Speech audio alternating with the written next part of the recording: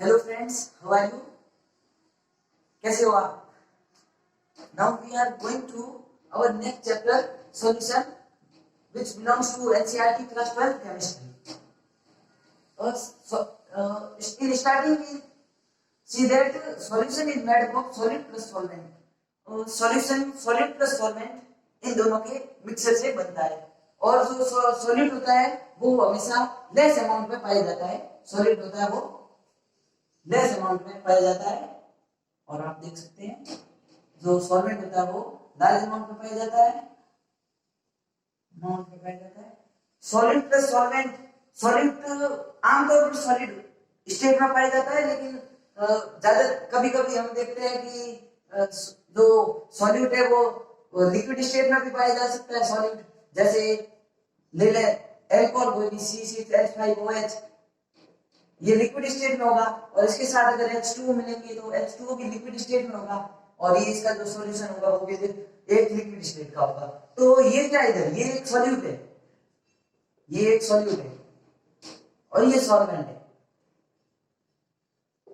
ये जरूरी है कि सॉल्यूट हमेशा लेस अमाउंट में होगा और सॉल्वेंट लार्ज अमाउंट में होगा। उनका कोई फिजिकल स्टेट हम डिफाइन नहीं कर सकते कि ये फिक्स है या नहीं है, वो हम कुछ नहीं कह सकते, क्योंकि कभी कभी लिक्विड स्टेट में भी होता है सॉल्यूट, कभी गैस में भी हो सकता है, कभी कभी सॉलिड, ज्यादातर सॉलिड स्टेट में होता है, लेकिन कभी कभी ये लिक्विड गैस में भी हो सकता है। Solution it is a homogeneous mixture of two or more substance which lose their individual identities. जो सॉल्यूशन होता है वो क्या है? होमोजेनियस मिक्सचर है। आपने बचपन में 9th क्लास, बचपन मतलब 9th क्लास, कोई ज्यादा छोटा नहीं कह रहा मैं, 9th क्लास में आपने पढ़ा होगा कि जो मिक्सचर होते हैं वो दो प्रकार के हो जाते हैं, होमोजेनियस और हेटेरोजेनियस। होमोजेनियस मतलब वो पूरी तरह से एक दूसरे में मिक्स हो जाए, पूरी तरह से, मतलब हमको उसके पार्टिकल्स नजर ना आए, ऐसा सॉल्यूशन। एक प्रकार से हम जैसे वाटर में NaCl मिक्स करते हैं तो हम अगर वो पारदर्शी गिलास लें तो उसके आर पार हमको कुछ दिखेगा नहीं, ये मतलब एक वाटर टाइप दिखेगा, कोई ऐसे पार्टिकल NaCl के हमको नहीं दिखेंगे, वो मिक्सचर होमोजेनियस कहलाता है। तो solution homogeneous mixture of two or more substance with lose their individual identity. जो स्टार्टिंग में उनकी प्रॉपर्टीज होती है सॉल्यूट की, वो सॉल्यूट सॉल्वेंट खो देते हैं खुद की इंडिविजुअल प्रॉपर्टीज और उनको हम है ना सिंपल मेथड से सेपरेट नहीं कर सकते। सिंपल मेथड से सेपरेट नहीं कर सकते, जैसे छन्नी ले लें और जैसे चाय बनाते हैं और छन्नी से हम चाय पत्ती को अलग अलग कर लेते हैं, उसी प्रकार हम अगर NaCl का सॉल्यूशन लेंगे वाटर के साथ तो अलग नहीं कर सकते हैं, इसलिए वो एक होमोजेनियस मिक्सचर है। और solution gain the physical state of solvent, जैसे कि इधर लिखा है कि फिजिकल स्टेट मतलब जैसे इधर NaCl ये क्या है? सॉलिड स्टेट में, और इसके साथ H2O का अगर हम लेंगे तो NaCl प्लस H2O क्या होता है? Na प्लस Cl माइनस, लेकिन इनका जो स्टेट होता है वो एक्वस हो जाता है उस टाइम। मतलब क्या है? जो सॉल्यूशन है ये सॉल्यूशन ये, और सॉल्यूशन का स्टेट क्या है? एक्वस। मतलब क्या है? जो एक्वस मतलब H2O है उसके अंदर, और इधर सॉल्वेंट क्या है? H2O। तो जो सॉल्वेंट होता है उसका स्टेट सॉल्यूशन ले लेता है, मतलब इसका स्टेट गेन कर लेता है स्टेट। ठीक है, इतना आप समझ गए होंगे। और आगे देखें तो इनर क्लास में आपने पढ़ा था डिफरेंट कंसंट्रेशन टर्म्स के बारे में आपने पढ़ा था, और एज यू विश एक बार हम वापस पढ़ लेते हैं इसको। जो कंसंट्रेशन टर्म है वो दो प्रकार से बांट सकते हैं उनको, एक वॉल्यूम रिलेटेड होती है और दूसरी मास रिलेटेड होती है। Volume related according to me that, आपको भी वही है according to all of us that volume क्या है? टेंपरेचर बढ़ेंगे तो वॉल्यूम बढ़ेगा, ठीक से। तो वॉल्यूम बढ़ेगा तो उनकी जो डिपेंडेंट टर्म्स है वो भी बढ़ेगी घटेगी, सब उसमें डिपेंड होगा। तो इसका मतलब क्या है? ये सारी टर्म्स है वो वॉल्यूम रिलेटेड है, और वो वॉल्यूम क्या है? टेंपरेचर पर डिपेंड करता है, ये टर्म भी टेंपरेचर डिपेंडेंट होगी। और मास रिलेटेड देखें तो ये मास आप देख सकते हैं, मास क्या कभी बढ़ता घटता है टेंपरेचर से? हाँ, आपका जवाब ना होगा, लेकिन कभी कभी बढ़ता घटता है, वो फिजिक्स में बढ़ता है, फिजिक्स वो अलग उधर कॉन्सेप्ट है। आप देखते हैं न्यूक्लियर फिजन, न्यूक्लियर रिएक्शन में जो आइंस्टीन ने दी थी equation delta M is equal to E by C square, ये दी थी, या E by delta M C square. इसका मतलब इधर क्या है? मास चेंज होता है, मास एनर्जी बदलता है, एनर्जी मास बदलती है, लेकिन इधर इन टर्मों में कोई मास का कोई रिलेशन नहीं है। केमिस्ट्री में कोई मास चेंज नहीं होता, मास फिक्स होता है, भले टेंपरेचर कितना भी बढ़ा दे। ये आपको कार्ड बन करके रख लो। अब देखें तो ये 2 मिटा देते हैं इसको। ये जो टेम्परेचर इंडिपेंडेंट होती है, इसका मतलब मास से रिलेटेड टर्म्स टेम्परेचर इंडिपेंडेंट होगी, क्योंकि मास टेम्परेचर इंडिपेंडेंट है। ठीक है, और अब हम धीरे धीरे आगे बढ़ेंगे। अगले कुछ मिनटों के बाद हम एक अलग अलग कंसंट्रेशन टर्म आपके सामने आपको बताएंगे कैसे ये कंसंट्रेशन टर्म पढ़नी है हमको।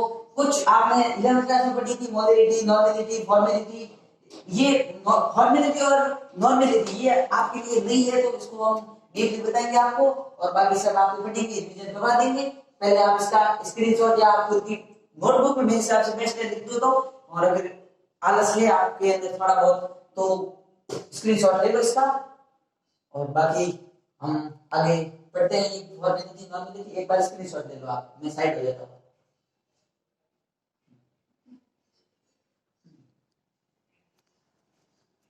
Okay. तो हम आगे चलते हैं, एक एक सारे कंसंट्रेशन टर्म पढ़ते हैं। सबसे पहले volume related concentration term. Volume related concentration term में सबसे पहले हम मोलरिटी पढ़ते हैं। मोलरिटी के अंदर आपने 11th क्लास में भी पढ़ा था, ये था, कोई डिफिकल्ट बात है नहीं। मोलरिटी आपको आती होगी। देख लेते हैं एक बार। Number of moles of solute upon volume of solution in litre. याद रखना है इन लीटर, लीटर में होना चाहिए, मिलीलीटर में होगा तो लीटर में आपको बदलना है उसको। और number of moles of solute आमतौर पर मेरे हिसाब से सबको आता है, नहीं आता है तो आप देख लो। Number of moles of solute अगर हमको निकालना है तो हमको निकालना पड़ेगा given mass upon molar mass.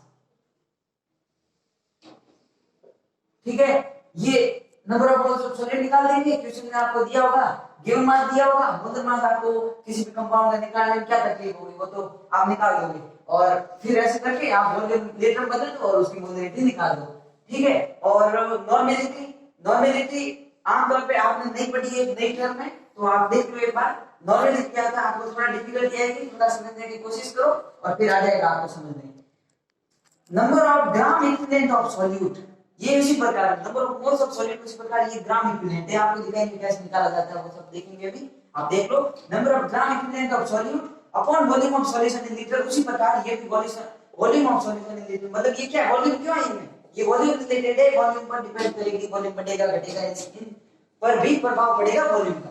ठीक है, अब ये number of gram equivalent of solute निकालने के लिए सबसे पहले नंबर ऑफ ग्राम इक्विवेलेंट निकालने के लिए हमको क्या करना पड़ेगा, गिवन मास सॉल्यूट का जो गिवन मास इसी पर इधर है ना, उसी प्रकार गिवन मास इधर मोलर मास है और अपॉन इधर इक्विवेलेंट मास है, और वो अलग इसका तरीका है निकालने के लिए। मैंने लिखा है देखो नीचे इक्विवेलेंट मास, ये EQ मतलब इक्विवेलेंट है, आप मत समझना कुछ और है। Equivalent mass is equal to molecular mass upon x। इस x को कहते हैं n फैक्टर। n फैक्टर पढ़ा जाता है, कोई वैलेंसी फैक्टर भी कहता है, कोई n फैक्टर कहता है, वो अलग अलग बंदे के हिसाब से अलग अलग होता है। आप कोई पढ़ने कोई पूछा नहीं है क्या पढ़ो बस कॉन्सेप्चुअल पढ़ो आप। अब देखो n फैक्टर निकालने का अलग अलग तरीका है। जैसे सॉल्यूट में अगर एसिड हो तो उसका n फैक्टर हम बेसिसिटी से निकालते हैं। मतलब बेसिसिटी मतलब क्या है, एसिड के लिए बेसिसिटी होती है, बेस के लिए एसिडिटी होती है, तो एसिड के लिए बेसिसिटी होती है, तो बेसिसिटी मतलब वो कितना, how much H plus ion it give in solution. अगर ये वाटर के साथ ये मतलब मिक्स होगा, जो एसिड है वो कितने H प्लस आयन देगा। जैसे H2SO4 है, ये कितने H प्लस आयन दे सकता है, स्ट्रक्चर आप जानते हैं H2SO4, ये स्ट्रक्चर है OH। देखो इन दोनों की नेगेटिविटी का डिफरेंस ज्यादा है, तो ये H प्लस आयन आराम से दे देगा और इधर वाला भी दे देगा, तो 2 H प्लस आयन। तो इसका मतलब यहाँ क्या है, इसका जो n फैक्टर है वो 2 हो गया।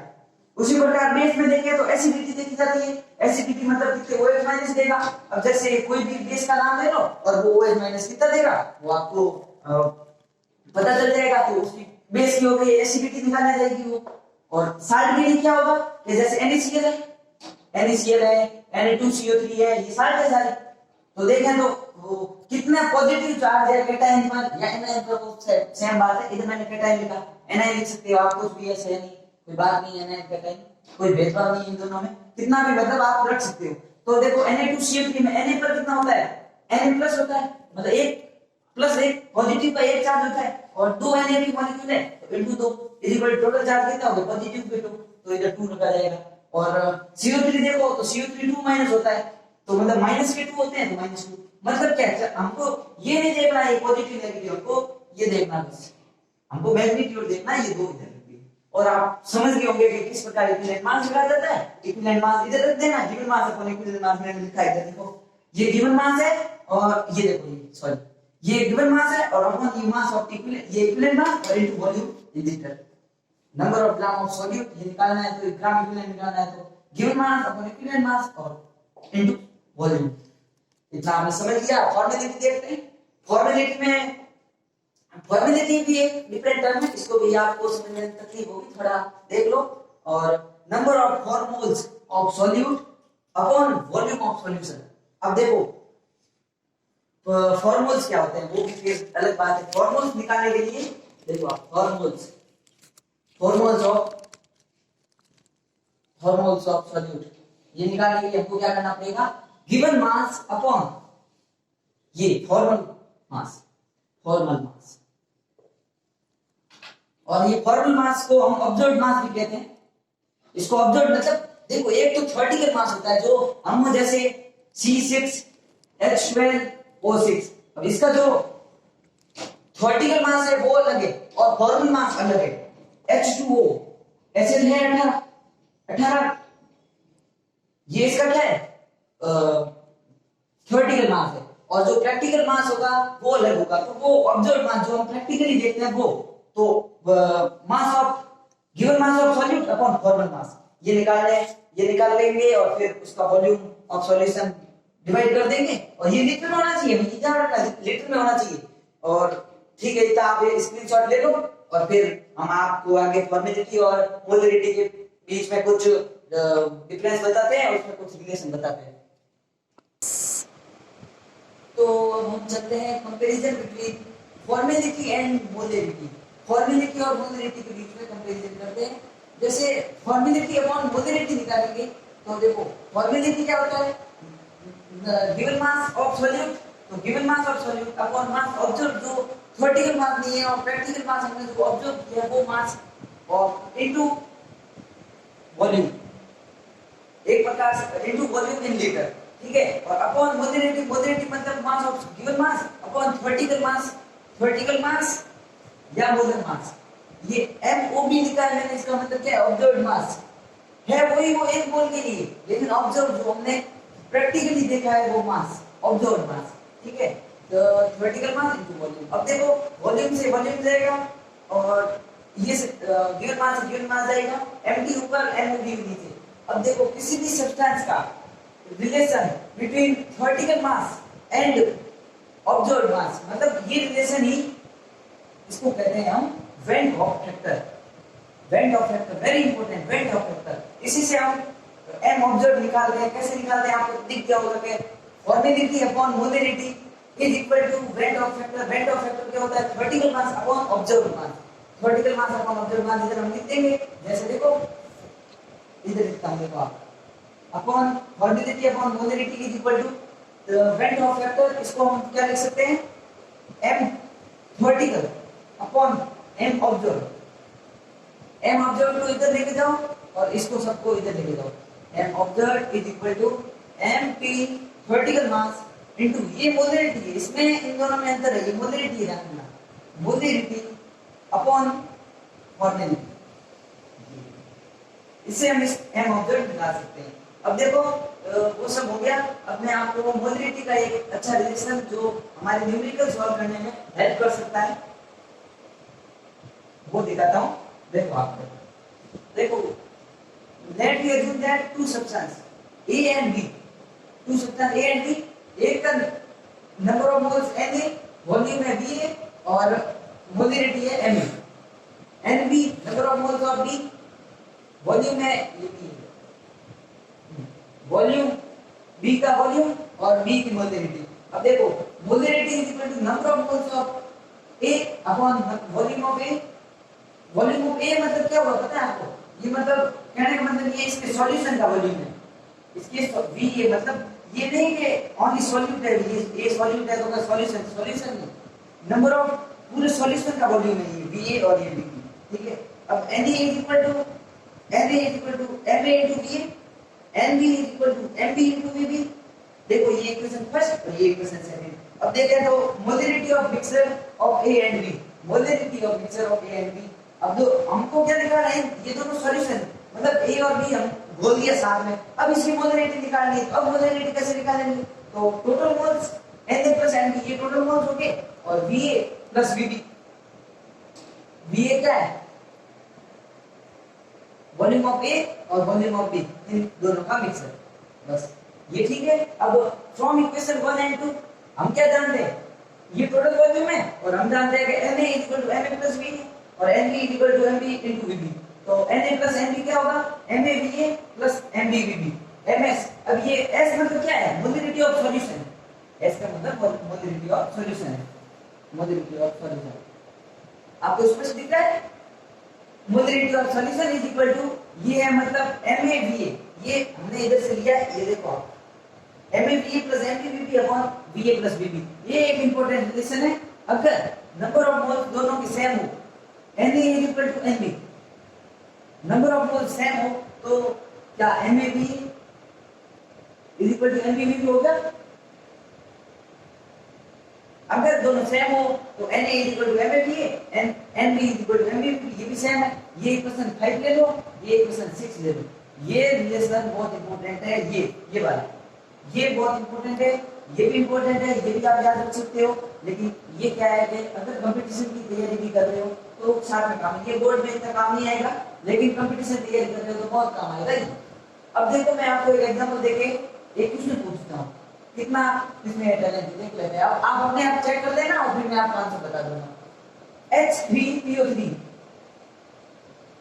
दूसरा H3PO4 और तीसरा H3PO2। इन सब में आपको क्या बताना है, ये तो पता है ये फॉस्फोरिक एसिड है, ये पता है ये एसिड है, हमको इसकी बेसिसिटी निकालनी है। आपको मैंने पिछले थोड़ी देर पहले बताया था कि बेसिसिटी कैसे निकाली जाती है, तो इन सब की बेसिसिटी निकालनी है। देखते हैं इसमें कितना दम है इसका आंसर देने में। ये अगर ये आप आंसर दे दिया तो इसका मतलब आपने बेसिसिटी निकालना सीख लिया पूरी तरह से। थोड़ा बहुत कंसेप्चुअल है, इसमें ज्यादा थ्योरेटिकल नहीं है, कंसेप्चुअल है थोड़ा। आप देखो 2 मिनट आप, तो आपने देख लिया इसका आंसर। आप कमेंट बॉक्स में आप लिख के भेज दो, मुझे मैं देखूंगा कि कौन कौन सही लिख रहा है, कौन कौन सही नहीं लिख रहा है। और हाँ, अगर आपको मेरा ये वीडियो पसंद आया हो तो इसको शेयर करो, लाइक करो, सब्सक्राइब करो, क्योंकि इसी से आपकी और हमारी दोस्ती बनी रहेगी। और क्यों ही हम आपको वीडियो भेजते रहेंगे, आपको लिंक भेजते रहेंगे, आप इसको आराम से देख सकते हैं। आपको अगर कोई परेशानी है तो आप हमें बताइए, हम आपको आगे इसके बारे में जरूर इसमें सुधार करके आपको अच्छे से अच्छा वीडियो उपलब्ध करवाएंगे।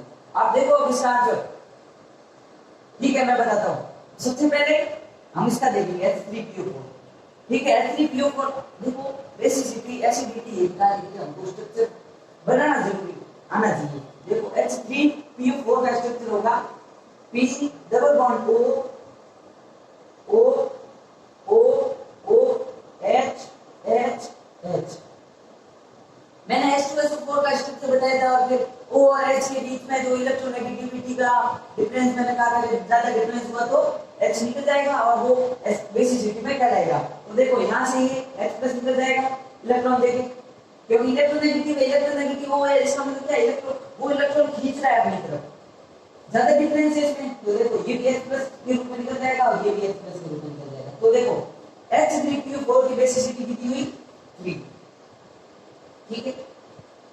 अब तीनों के अलग अलग हुई, ध्यान रखना। अब देखो इसका देखो H3PO3 का H3PO3 P double bond O O, यहाँ देखो O कितने हैं, 3 ही है, तो 1 2 3 2 हो गए, ये एक H इधर, ये H ये इधर। देखो स्ट्रक्चर रात दिन का फर्क पड़ा है इसमें, और इस स्ट्रक्चर की वजह से इसकी बेसिसिटी चेंज हो रही है। देखो ये H निकल जाएगा, इलेक्ट्रोनेगेटिविटी की डिफरेंस की वजह से ये निकल जाएगा, लेकिन H और P के बीच में इधर इलेक्ट्रोनेगेटिविटी का डिफरेंस है नहीं, तो इलेक्ट्रोनेगेटिविटी का डिफरेंस नहीं है, तो ये H प्लस नहीं निकल पाएगा और ये इधर जाएगा। तो इसकी बेसिसिटी कितनी है, 2H प्लस निकले, ये 2। और इसी प्रकार इसमें कितना होगा 1, क्योंकि देखो P double bond O, O H H और एच। अब देखो यहाँ से ये H प्लस तो निकल जाएगा, लेकिन ये कैसे निकले, ये तो इलेक्ट्रोनेगेटिव डिफरेंस इतना ज्यादा है नहीं, तो ये H प्लस नहीं निकल पाएंगे। और ये तो देखो ये एक अच्छा कितना अच्छा एग्जांपल था, ये नीट 2012 में पूछा गया क्वेश्चन है। और आप देखो जरूरी नहीं है कि कौन कितना पढ़ता है, लेकिन कौन कितना कंसेप्चुअल पढ़ता है वो बहुत काम आता है। ये जरूरी नहीं है कि आप रात दिन पढ़ते रहो, वो मैटर नहीं करता, कितना आप ज्ञान ले रहे हो वो मैटर करता है। और देखो ये इतना आप स्क्रीनशॉट लो, लिख दो अपनी कॉपी में, फिर मैं आगे आपको बताता हूँ कुछ वॉल्यूम मास रिलेटेड कंसेप्ट कर दूंगा। चलो फ्रेंड्स आगे की तरफ जाते हैं। सबसे पहले हमने पहले वॉल्यूम रिलेटेड पढ़ा, हम मास रिलेटेड कंसेप्ट टर्म पढ़ेंगे। मोल फ्रैक्शन, सबसे पहले मोल फ्रैक्शन। मोल फ्रैक्शन आपने 11th क्लास में पढ़ा था। मोल फ्रैक्शन क्या होता है, जैसे ए का मोल फ्रैक्शन निकालना है, मान लो कि दो मॉलिक्यूल है ए और बी, तो ए का निकालना है तो क्या करेंगे, number of moles of A upon number of moles of A plus number moles of B, मतलब टोटल मोल्स नीचे होंगे और ऊपर जितना निकालना है उसका मोल्स होंगे। और मोल फ्रैक्शन को हम जीटा, इसको पढ़ते हैं जीटा, एक्स नहीं है ये जीटा है, जीटा पढ़ते हैं इसको। और जैसे जीटा ए होगा वो Na upon Na plus Nb, ठीक है। अब पढ़ते हैं अगला वेट बाय वेट परसेंटेज। अब weight by weight percentage, percentage मतलब इनटू 100 है निकालना, और वेट बाय वेट मतलब mass of solute upon mass of solution into 100। देखो यहां पर मास आ गया, देख लो ये भी देखो मास से रिलेटेड है, और नंबर ऑफ ये जो टोटल मोल्स ये भी मास से रिलेटेड है कि नहीं है। देखो नंबर ऑफ मोल्स निकालने के लिए हम क्या given mass, number of moles होंगे वो क्या होगा given mass upon total mass, होगा कि नहीं होगा। तो ये क्या है, ये मास से रिलेटेड टर्म है, और ये भी मास से रिलेटेड है। मूल्य लिखी, ये भी आपने पढ़ा था 11th क्लास में, number of moles of solute upon mass of solvent. इसमें कोई दिक्कत वाली बात है नहीं, नंबर ऑफ मोल्स निकालना आता है, मास ऑफ सॉल्वेंट दिया होगा।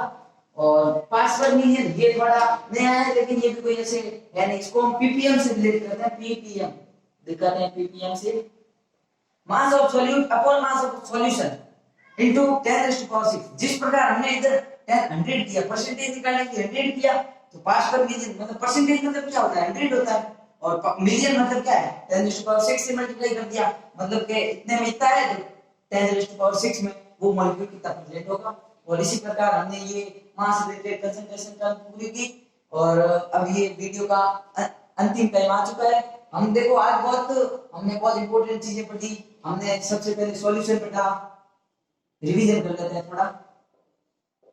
सबसे पहले सॉल्यूशन पढ़ा, फिर किस प्रकार सॉल्वेंट सॉल्यूट वो सब रिलेटेड, वो सब इस सॉल्यूशन में आ गया। उसके बाद हमने कंसंट्रेशन टर्म्स पढ़ी, कंसंट्रेशन टर्म्स पढ़ी।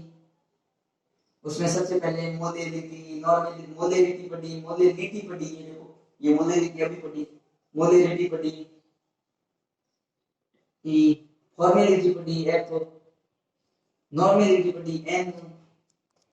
ये जो नई नहीं है, आधी आपको पढ़ी भी, आधी मैंने नहीं पढ़ाई आपको, ये थोड़ा याद रखना है इनको। और हमने देखो पार्ट्स पर मिलियन पढ़ा, वेट बाय वेट परसेंटेज पढ़ा, मोल फ्रैक्शन पढ़ा, एग्जांपल देखा H3PO3, वेरी इंपॉर्टेंट, याद रखना हमेशा H3PO3, जो भी वो PO3 था इधर, H3PO4 था और H3PO2 था, तो इन सब में डिफरेंस है इनकी बेसिसिटी में, ये ध्यान रखना। हमेशा ऐसे क्वेश्चन आए तो कांसेप्ट लगाओ, इधर रटा हुआ काम नहीं आएगा, क्योंकि नए क्वेश्चन आप तो कहोगे H3 है, 3 हो गए बेसिसिटी, 3 हो गई, 3 हो गई, 3 गलत है एकदम, यहाँ पर 1 2 और यहाँ 3। और अगर आपको हमारा ये वीडियो पसंद आया हो तो शेयर करें, सब्सक्राइब करें, लाइक करें, कमेंट कर बताइए कि क्या कमी है इस वीडियो में, हम अगले वीडियो में आपको सुधार करके उपलब्ध कराएंगे ये वीडियो। और थैंक्स।